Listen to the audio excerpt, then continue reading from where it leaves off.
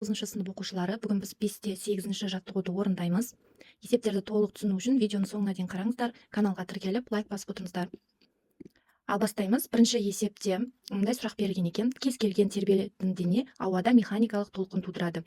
Неліктен онда олардың барлығы да дыбыс толқындарын таратпайды дейді. Себебі ол жиіліктегі толқындарды адам құлағы ести алмайды. Яғни адам құлағы тек 60 және 20 мың герц аралықтағы дыбыстарды естиді. Яғни дыбыс толқындары осы аралықта қана естіледі. Сол себепті кез келген механикалық толқындар дыбыс толқындарын таратпайды. Так, екінші сұрақ. Екінші есепте бізге жиілігі 510 герц дыбыс көзінен толқын ауада 340 жылдамдықпен таралады. Толқын ұзындығын табуымыз керек. Шешуі: толқын ұзындығының формуласы жылдамдықты енді мәндерін орындарына қоямыз. Жылдамдық 340 метр секунд бөлеміз 510 герцке. Тең болады.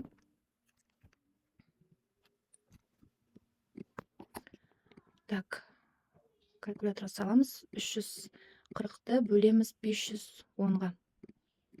Тең 0,7 деп жуықтап алсақ болады екен. Так, 0,7 метр. Келесі есеп: бақылаушы найзағайдың жарқылын көрген мезеті мен күннің күркіреуін есту арасындағы уақыт 10 секунд. Так, дыбыстың таралу жылдамдығы 343 метр секунд деп алып, қандай қашықтықта тұр, соны табуымыз керек. Шешуі: S-ті табу үшін жылдамдықты уақытқа көбейтеміз.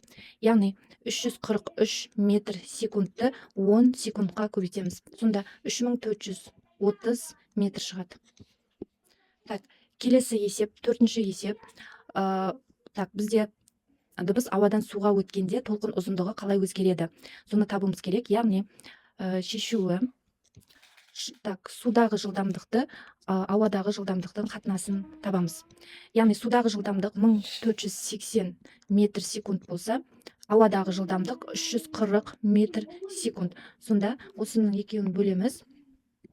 Так, 1480-ді бөлеміз 340-қа. Тең, так, 4,35 деп жасақ болады. Жуық шамамен 4,35. Яғни 4,35 есе артады. Так, келесі: судағы дыбыс толқынның ұзындығын анықтаңдар дейді. Оның жылдамдығы 1480 метр секунд, ал жиілігі 740 герцке тең. Яғни толқын ұзындығын табу үшін жылдамдықты жиілікке бөлеміз. Яғни 1480-ді бөлеміз 740-қа. Тең болады. Так, 1480 бөлем 740. Так, 2 метр шығады.